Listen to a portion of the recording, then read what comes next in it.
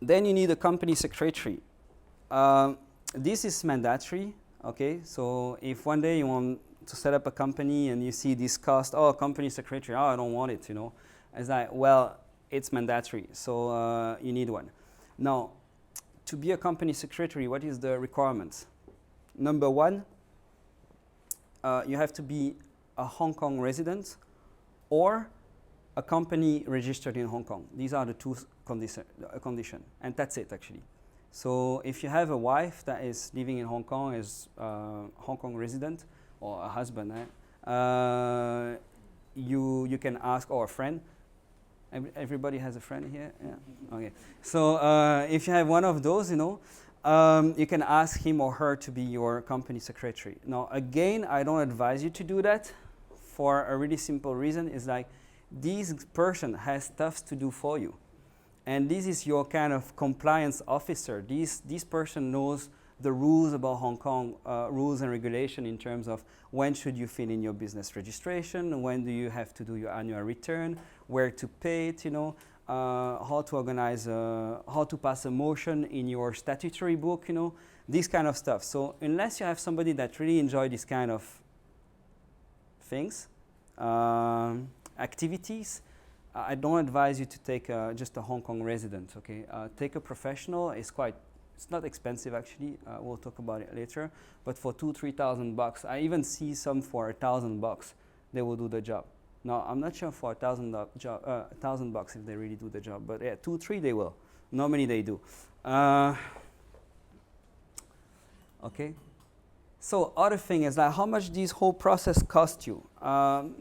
The prices just for the government are these. So you have to pay your business registration, which has to be renewed every year, by the way, is $2,250. If you see a website that says 500, this website has not been updated for 3 years, okay? So maybe it's not the right people to work with. The other thing is the CI, the Certificate of Incorporation. This is $1,720, and this you pay it only once when you set up the company.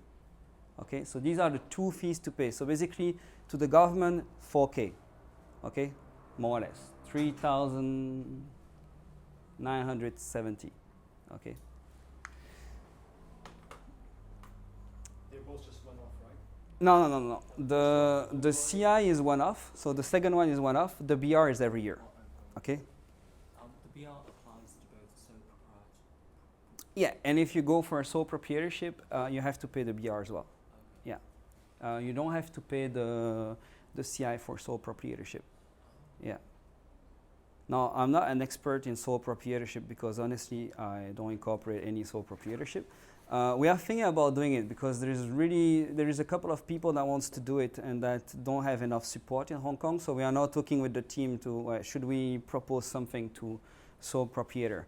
Now, in Hong Kong, honestly, the difference of price between sole proprietor and limited company is so little that if you really want to make things properly, like go with the limited directly.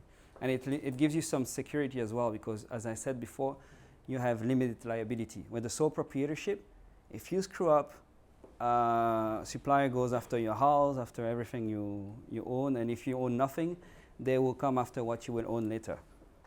Okay, so so yeah, take care.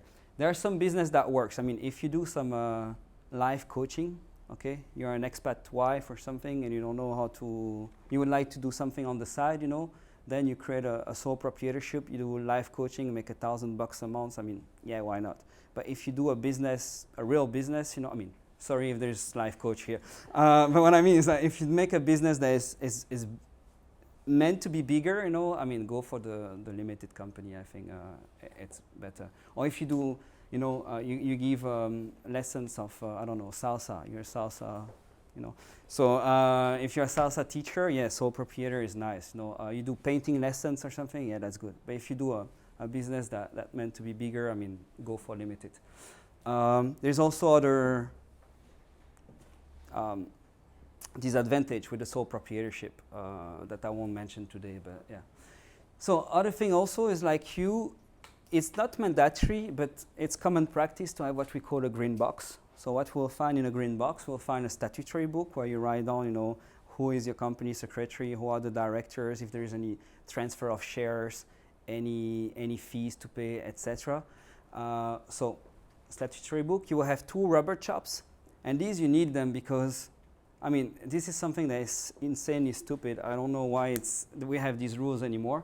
But basically, you know, the bank, for example, if you issue a check, will ask you to chop it with your company chop.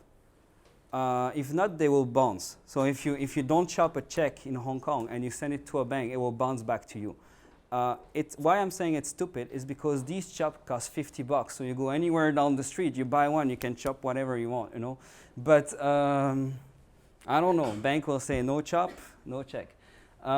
We have a common seal. The common seal is a metal seal, you know, and with that you can make some nice stickers. You will most likely never use it. It's something you would use for, you know, tenancy agreement or if you issue shares or something like that. We have blank share certificates if you want to issue shares to your friends, which again doesn't worth much because everything is recorded in the government. So every shareholder in your company is recorded in the government. Any change, whatever, is recorded in the government electronically. But that's kind of a relic of the past, if you want. What else? Yeah, 10 copies of articles of associations. So this is, well, as your articles of associations, you need a couple of copies because you will have to give them away to accountant, auditor, company secretary.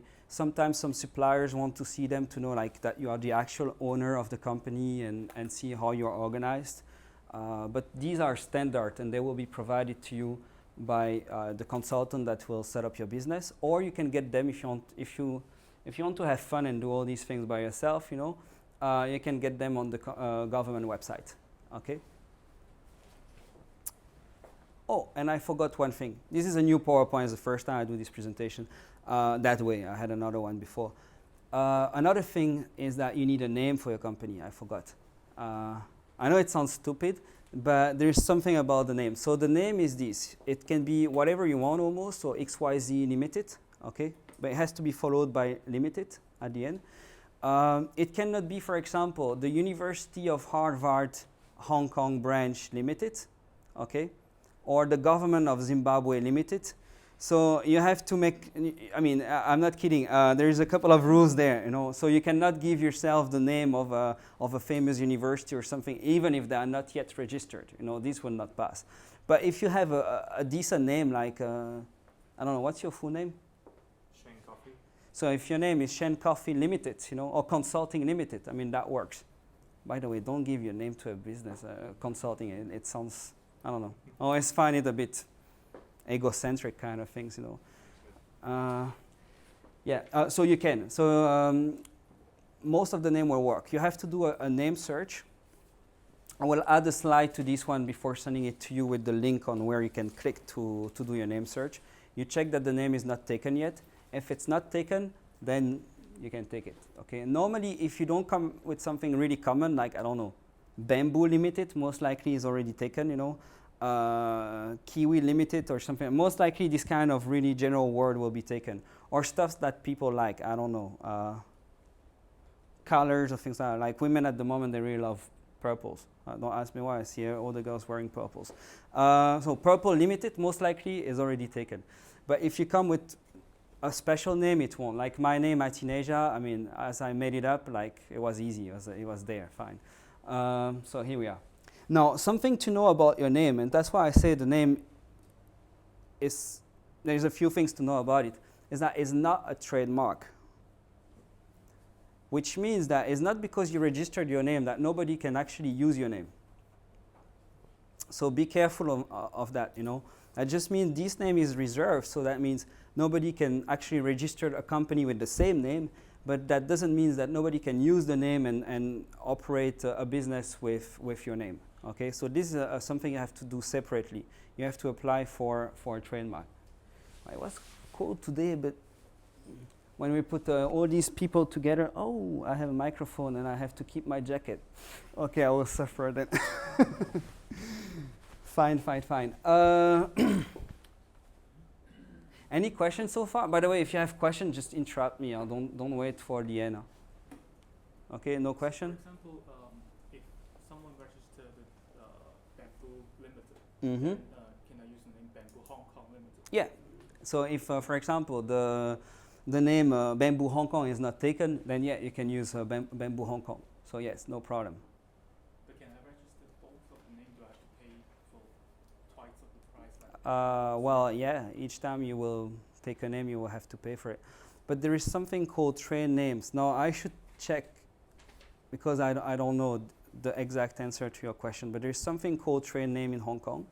Okay, that means you can operate several names within the same company. So imagine you give your name to your company. You call it, I have some clients that have done that, for example. They will call it, I don't know, your name is John Black. You call it Black Holding Limited, okay? And then within this company, you will have different trade name, and you will have Bamboo Hong Kong that will sell, I don't know, bamboo chairs, okay? Then you will have Sexy Lips that will sell lipsticks, okay? Okay, so you will do cosmetics with that, you know, or whatever. Then you will have, I took these really, then you will have another one that will do consulting, I don't know, find a name, Web Unlimited, no, that's not a good idea. Web United Consultant, whatever, okay? And then you operate a business with this name. So this is possible, you can do that. Now, I'm not sure if you do that, if it actually reserved the name in the company registry. So this is something we should check. But I know you can do that, operate different trade name within the same company. Again, trade name is not a trademark. It's just, what will be the benefit of using a trade name is to have several entities operated within the same company. And for example, for your bank, you will be able to accept checks or send checks as Bamboo Hong Kong instead of being Black Holding Limited. Okay, because if it's black, and that's good, because if you want to issue some invoices or something to your clients, then it will be the name of your trade name and not the name of the holding that they never heard of. Okay, so this is something you can do. Yes. I'm a freelance filmmaker, so I would probably go for a sole proprietor. So can you give It depends. It depends, because you will have you will have to purchase some equipment, etc. So it might be a good idea to actually open as a limited company. Now, it depends really what you are doing with your company. Yeah. I already have, but in Europe, already for 10 years, I've always been sole proprietor. Okay. Myself, you know, so. Yeah, but in Europe, sole proprietor is a bit different than here. Because in Europe, the next step after sole proprietorship is like having a limited company that costs you a whole lot of money, basically, to set up and maintain. But actually here in Hong Kong, it's way cheaper to get the limited. So it depends on how much money you make, how much money you spend, and that will be the question whether you want to stay a sole proprietor or do a limited company. So, but what's the biggest difference? The biggest difference, you will have less, for example, you don't have to do your audit for your sole proprietorship company. You don't need a company secretary. And that's about it. Okay, all the rest is kind of the same, yeah. And when you set it up, you don't have to pay the 1,720 to the government. But that's about it. All the rest is really similar. Yeah. Now, if you want, we can talk about it. By the way, I'm looking for a filmmaker. Let's talk after. I will connect you with somebody. Okay. Yeah. So after that, what you do, you have your company, and you can open a bank account. Okay. So that's the next step.